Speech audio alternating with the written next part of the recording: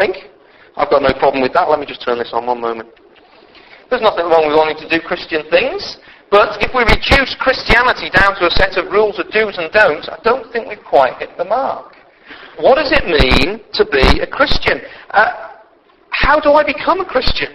In fact, I'm guessing that a few of you have been coming for a few weeks now trying to make up your mind on that one. What does it really boil down to? What is somebody who is a Christian? Well, today, the place where we're up to is a very exciting place indeed. In fact, it's the perfect place to go to find the answer to that question. Because the Apostle Paul and his travelling companion Barnabas have been doing a little bit of trailblazing.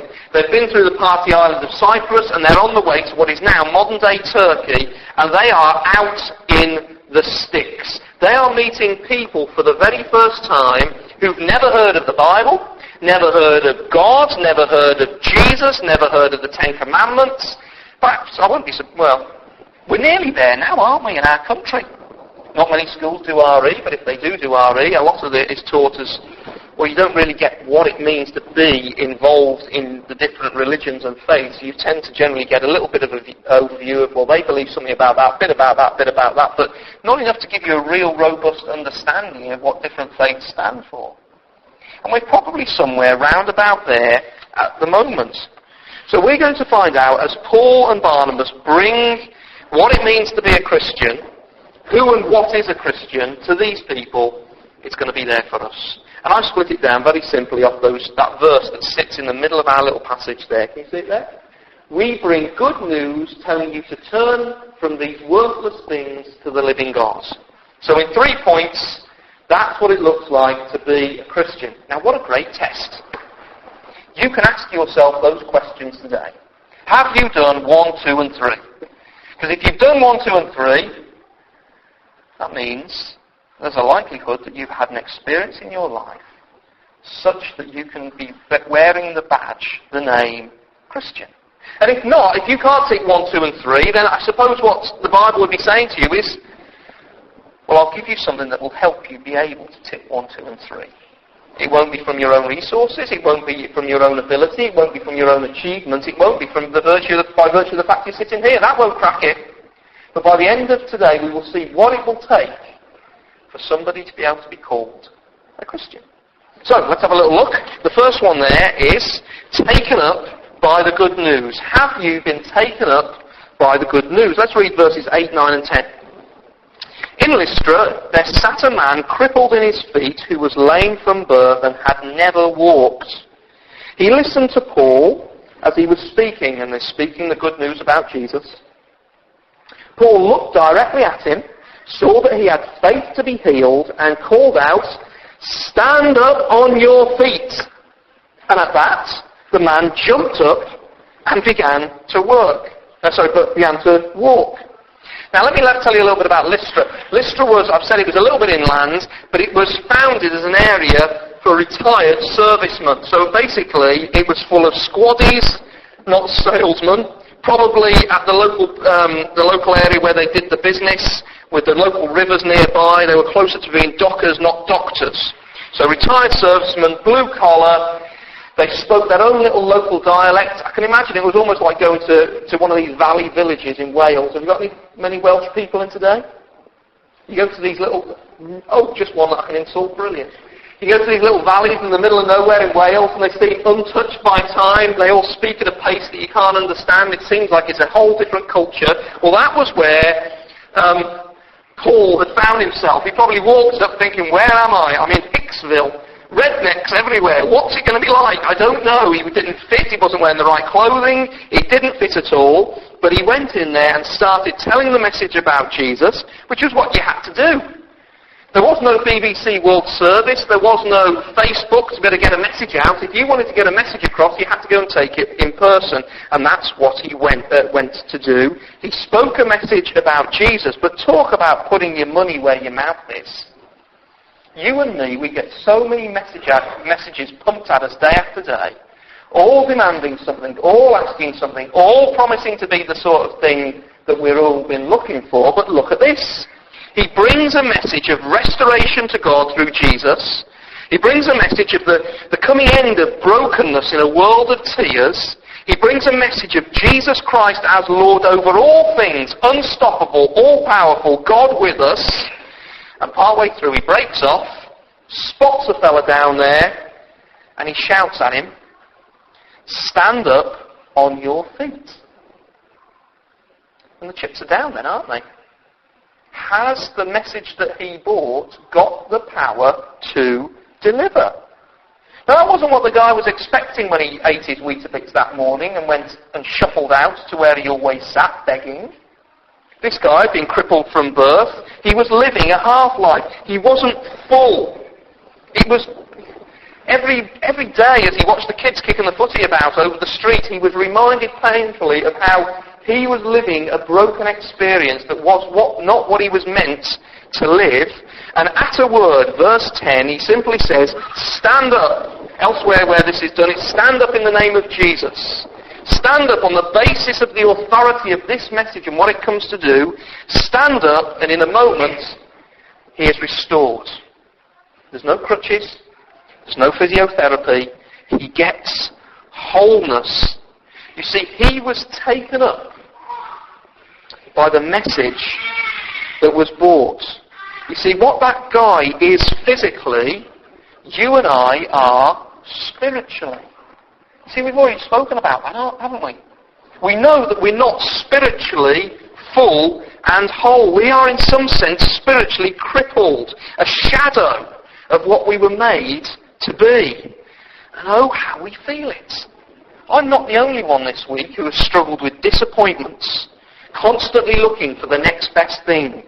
A sense of something bigger out there, that there's something beyond us, but utterly clueless as to how to get there, and it seems far away.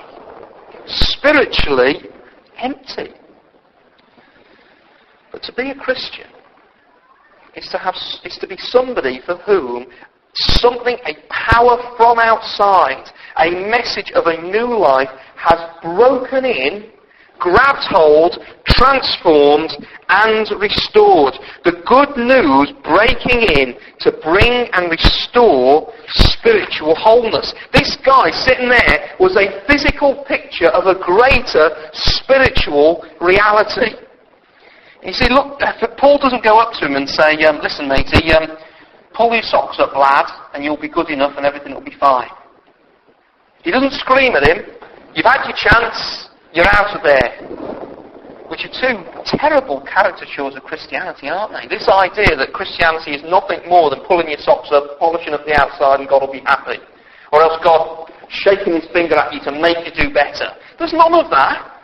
Paul just looks at the guy in his need, boom, he's there. And being like that, he's been a picture of what God the Father is like.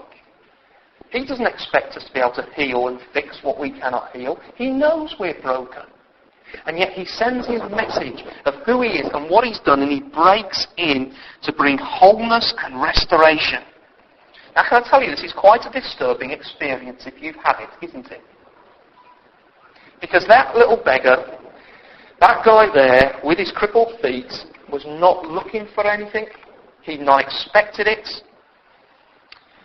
But God broke into it. And so often I find that's the story of people who've become Christians. Perhaps they start by being just something happens in their life that makes them curious, or makes them aware that there's spiritually something not going on. Perhaps it was a terrible dashing disappointment. Perhaps it was a sense of failure. Perhaps it was somebody near them who named the name of Jesus. They saw there was something different and they said, "Hold on, I want to come near to that and have a little look." Perhaps it was just a struggle. Perhaps it was anything. Something brings you, I wonder what brought you today. You're at that point, you think, hold on, could there be something there? I want to investigate it. But after you investigate it for a little while, you begin to realise that you're being investigated too. That this message is a powerful one that penetrates. It asks questions as to who you are, what you worship, what you're living for. In fact, looking at the gospel story about who Jesus is, what he has done for us, and what that means for us, it's like holding up a mirror and we begin to see ourselves in a different light. soon you begin to sense that it's not just that you go to investigate the message, it's that the message is doing a number on you. It's pursuing. He, the God behind the message, is after you. Now, if that's you today, that's a very good sign. If you sense in some way that the Lord is trying to get his message into you and you need it and you're being exposed by it, can I tell you that is a great place to be. But equally, if you're thinking, no, can I tell you that that probably means you feel you're spiritually okay and you would be like that cripple there spiritually who just doesn't even acknowledge that his feet aren't working. If that's you today, can I tell you that's a bad place to be in? And the thing that you need to do is to pray to the Lord and say, Lord, if I have a need, if I am a spiritual cripple and cannot help myself, would you please make it plain to me? That's the kind of prayer that God likes to answer, you know. Give it a go. So the first thing we see here this morning, to be a Christian is somebody who is taken up by the good news about Jesus. Restoration starts to break its way in.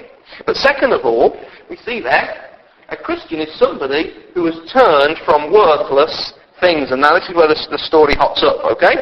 The gospel is breaking in, but we find it doesn't just break into neutral territory. So I'll read the next few verses, 11 through to 13.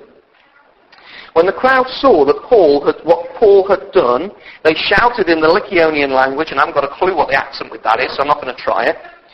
The gods have come down to us in human form. Barnabas they called Zeus, and Paul they called Hermes, because he was the chief speaker. The priest of Zeus, whose temple was just outside the city, brought bulls and wreaths to the city gates because he and the crowd wanted to offer sacrifices to them. So do you get this? This isn't just that it comes to neutral ground. They already had beliefs already. So none of us ever come to the message of Jesus neutral. We're not starting from zero. We're already heavily invested in something. It's not a straight choice as to whether or not we follow Jesus or we just follow our own little path.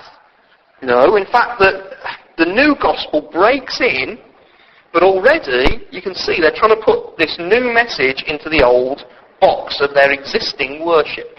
What do I mean? Well, I'll tell you. There's a story behind this account. The story in the area of Lystra, and it was a legend that had been sent out and it was used to scare little children at night time. It wasn't true, but it was a legend.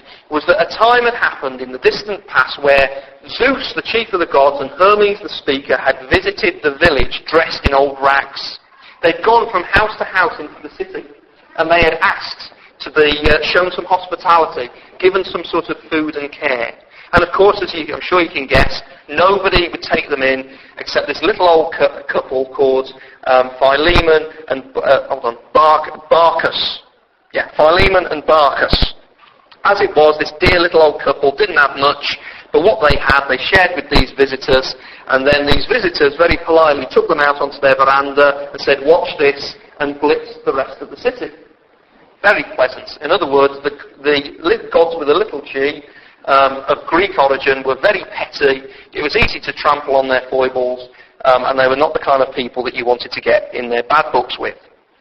So here they are. They see this wonderful miracle that is plainly and obviously to them something that didn't happen. Please don't get arrogant and think that these people back in the first century were fooled by anything. They knew that these things didn't happen.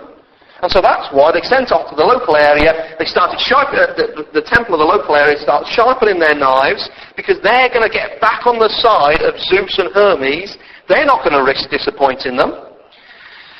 And at this point we see how hooked up and how penned in and how trapped these people were by their existing spiritual beliefs. You see, their lives revolved around this temple cult that they'd got, this little stack of idolatry. They would get up in the morning remembering that they had to go and make some sort of sacrifice or offerings at the temple of Zeus. They would say, we need it if our lives are to make sense and work. We have got to have it. You say, hold on, that's miles away, isn't it? We wouldn't do that in sophisticated UK in 2009, would we? I think suddenly here we begin to realise that we aren't a fat lot different. You see, it's not that we live for Jesus or our own freedoms. No, we live for Jesus or we live for some other form of worship, just as they were doing. We do the same. We find something to live for, something that our life will revolve around, something that will give us meaning in life, something where we find our wholeness and restoration. Whether it's built on a myth or not, but it will, whatever it is that we build ourselves on, if it is not the Lord God of heaven and earth, it will trap us and it will rob us of our dignity. Because our instinct as humans is to worship something. And if we don't worship the true and living God, we will worship not nothing, but almost anything. And so what you and I will do is we will ignore him and build little gods that our world and our lives revolve around. You say, hold on, Steve, I'm not that archaic. That's a bit primitive, isn't it? Okay, here's one for you. Image. It would be fair to say that our culture worships image. In fact, the worship of image controls so much, doesn't it? It controls our diaries. It controls the time we get up in the morning to make sure we've got enough time to put the hair straighteners on, to put on the lippy, to make sure we've got the mascara and the foundation, to make sure we've ironed the shirt, to make sure it's absolutely spot on, because if people think that we're scruffy or a mess, they won't take us very seriously. It controls our diary. It controls our bank accounts. I can't remember the figures, but the figures for the cosmetic industry and the clothing industry are astronomical. It controls our bank account. We will pay, and they know this, don't they? They put those wonderful pictures up on billboards and say, if you buy this squirty ointment, you will have the same kind of life as that beautiful woman who's been chased by all the fellas. And we're like, yeah! And we outrush it. I mean, okay, well, all right, maybe it's just me, but I'm the one who gets suckered into buying fancy perfumes at Christmas. We do. It controls our bank accounts. It controls our relationships. So we are constantly worried about the image of who it is we are with, who it is we're being seen with, and who it is we don't want to be seen with. It controls our emotions. Ever got up in the morning, looked in the mirror and thought, I'm worth nothing? It's all the cult of image. And just like this cult here, just like this idolatry, it says you have to pay and you have to sacrifice. Just as they ran up to the temple and made their sacrifices, if you want to keep in and get what it promises, you have to keep going, keep going, keep going, keep going. I mentioned Botox earlier. I was reading not so long ago of a lady who had become addicted to some sort of surgery to enhance her body and keep her going, and she was moving on into her mid to late 40s, and she looked like a distorted Barbie doll. She kept on having to make sacrifices to get from that idol. So there's one example. I think we're not a fat lot different. But I think I could bring up another example. I'm going to go to town on this one because I want you to show, I want you to believe that we give ourselves to things other than the true and living God. I read recently of feminists who are really cross and decrying what they call the Cinderella complex. And what they mean by that is that they're talking about other members of their own sex. They're talking about ladies who, they're after a prince. They believe the fairy tales. They think, if I've got that guy, if I've got that prince who will lift me out of my loneliness, who will lift me out of my lostness, if he will come in, whether on a motorbike, a car, at a club, or on a white horse, it doesn't really matter. If he will come in and restore me, if he will be what I need him to be, then I will be whole. And you and I only need to look at what young teenage girls do to themselves, what they sacrifice to get the promise of that dream. They sacrifice their hopes, they sacrifice their dignity in the chase and the pursuit of that ideal, that idol. If I have the prince. That's ladies, but what about fellas? You see, fellas do the same, maybe in a slightly different direction, but we too will be going after something. I wonder whether you remember the film Rocky. Let's pick the manliest man we can think of. Here's Rocky. Do you remember when he says to Adrian, his long-term girlfriend who he loves dearly, but then she sees the way that he is destroying himself, getting ready for his big fight. He says this, he says, the reason I have to go 15 rounds with Apollo Creed is that then I'll know I'm not a bum. We all want to know we're not a bum, don't we? But if it's in anything of our making or of our worshipping, then we will have to sacrifice, and it cost him everything. And we look at Rocky and go, what a hero! He was trapped by his own fear. He was caught by his own idol.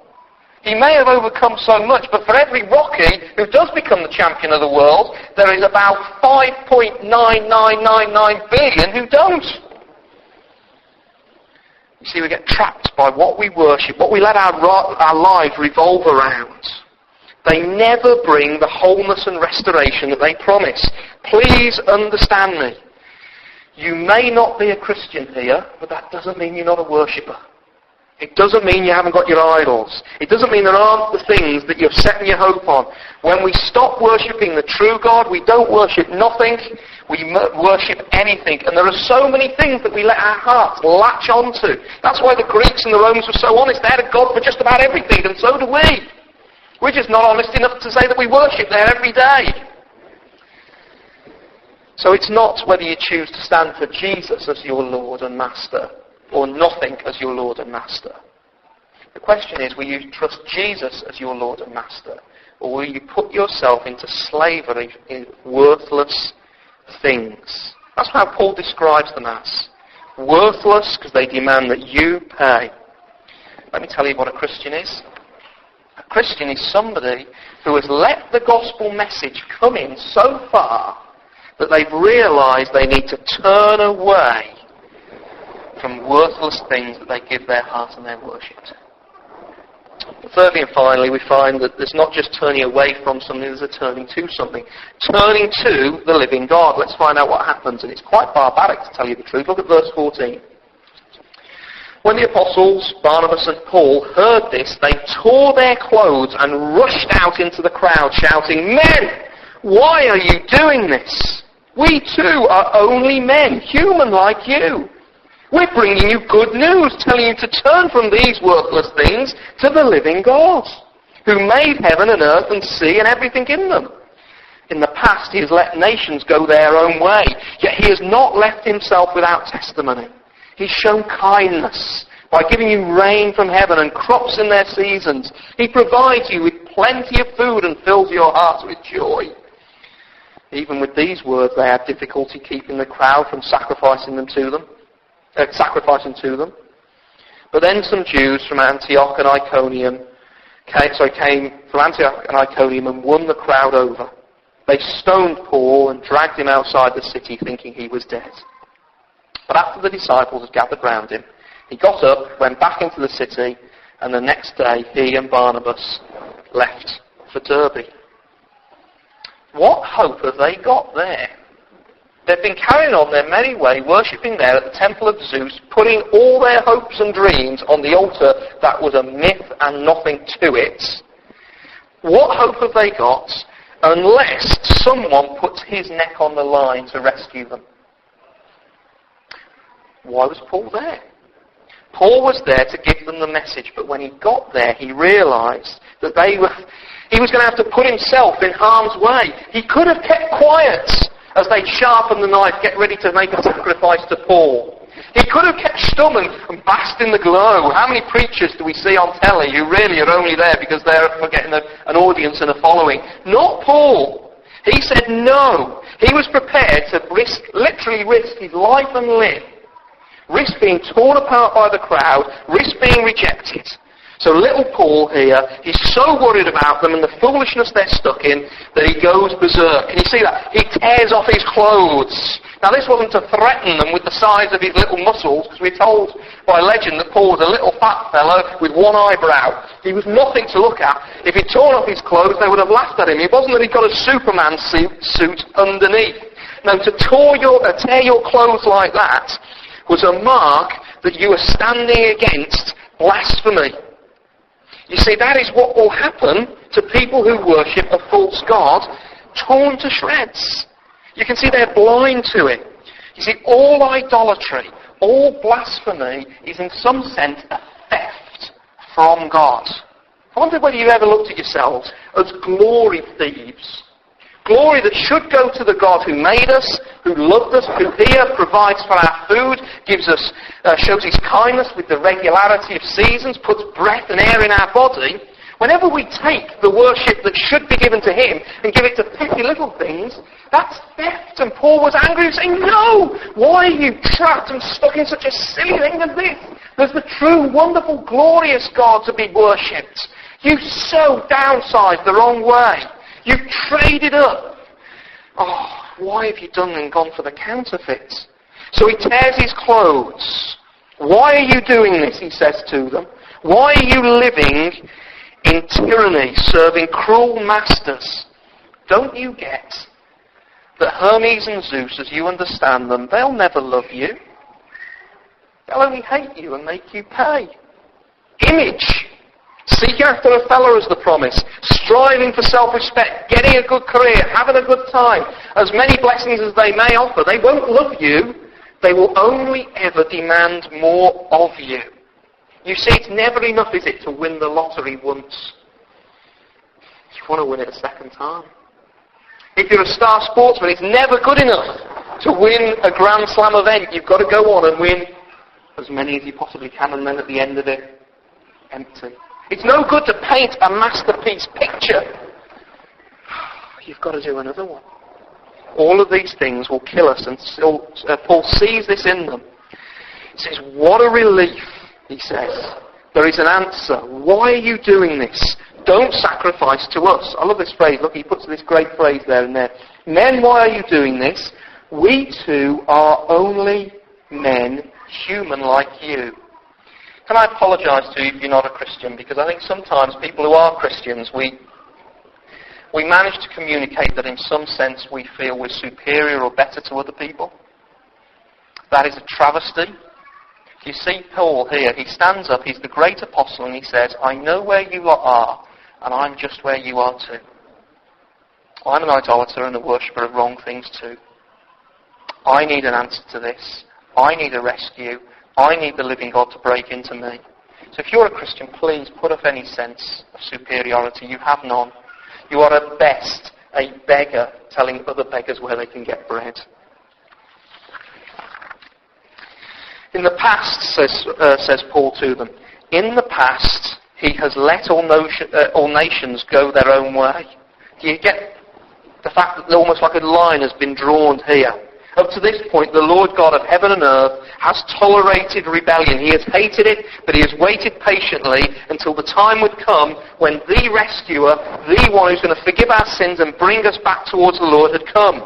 So now he calls everyone to turn from those worthless, rubbishy, empty things and to serve the true, good and gracious Lord. So what is it that does this with Paul and Barnabas? Why do they jump down into the crowd? Why do they put themselves in harm's way? Why do they care so much that these Lycaonian rednecks get freed from the tyranny that they're under? Why are they so willing to put themselves at the threat of rejection? Why are they prepared to risk being stoned to death? What would possess Paul and Barnabas to go for their good, even at risk to themselves? Answer? They'd experienced Jesus doing it for them in a much greater way. You see, Jesus, the Son of God, entered a world of idolaters and false worshippers and didn't say to them, sacrifice and pay me to pay off the debt you owe for robbing my glory. No. He said, I'll set you free from your worship of worthless things. He said, I'll pay. I will sacrifice. I will be the sacrifice. I will be torn limb from limb at the cross of Calvary for you.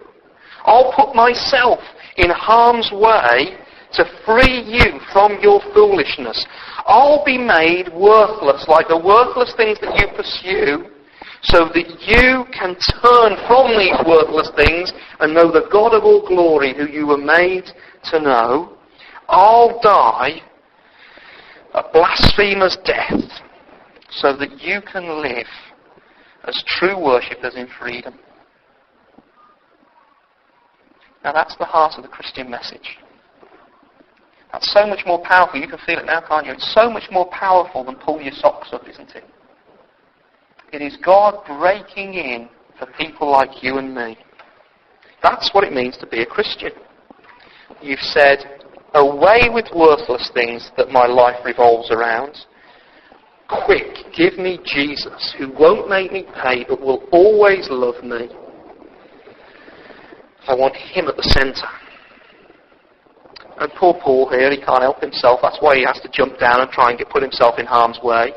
You see, if you've got God as your security, if you've got Jesus Christ and his finished work, then you are safe. You do not need to retreat when fear and insecurity comes your way. You don't need to back away, because you've got the Lord of the universe with you. You do not need to lash out in fear and fanaticism. Do you notice how it's them who do that? They say, get this thing that we don't like away from us. It is shaking our comfort zones. That's why there is fanaticism in this world. It's because people are so insecure, they have to protect it. But when you've got God with you, you don't need to lash out in fear and fanaticism. There's no paralysis at the thought of rejection. And I hope you realise now what this means about being a Christian. It means that Jesus isn't a bolt-on. He's a total turnaround. You know, you speak to some people and you'll say, they'll ask you, what did you do at your weekends? And they'll say, I took the boat down the lake. I mowed the lawn and sat out in the garden. I went out for a few tinnies with me mates. What did you do? Went to church, heard about Jesus, and said, oh, okay, that's nice. In no different a way than they talk about those different hobbies that they've got. In other words, church and Jesus is just a hobby. It's sort of like a bolt-on to make life nicer. It's like if you have an extension, you've got your existing house which you're perfectly happy with, you leave that untouched and you bolt something on the side just to make it a bit bigger, just to improve it a little bit. No. That's not what it means to be a Christian. To be a Christian is to tear down the house and rebuild it from the foundations up with Jesus at the centre. That's what it looks like. They've turned to the living God. He is what life revolves around. He is the centre. He is the hope. He is the joy. He is the thing that defines us. He is the one who brings security. He is our source of joy, and we are untouchable, not because we're strong in ourselves, but because he became weak to make us strong. That's why they say, then why are you doing this? Turn to the true and living God and live free. So I wonder here whether anybody wants to be named as a Christian. You now know what it looks like, these three things. That's what it means to be a Christian. If you want to become a Christian, you have the good news get into your life. The news of who Jesus is, it breaks in and starts to do a number on you. And then what you do is you recognise that you've lived for worthless things and you say, I'm done with them. I was a fool, they break my heart and kill me quicker. And you turn in turn to the true and living God who put himself in harm's way so that you could live free with him forever. Now as you listen to that, some of you may just be at the starting point saying, hold on, I see there's something in this message. I want to find out more. I want to investigate this Jesus. If it is true that there's some power in this message, I want to find it out a little bit more. I don't know enough yet. But in that case, I'd say to you, keep coming. Keep listening. Grab me and say, Steve, tell me why Jesus is so important. Give me the evidence. Help me to know for sure.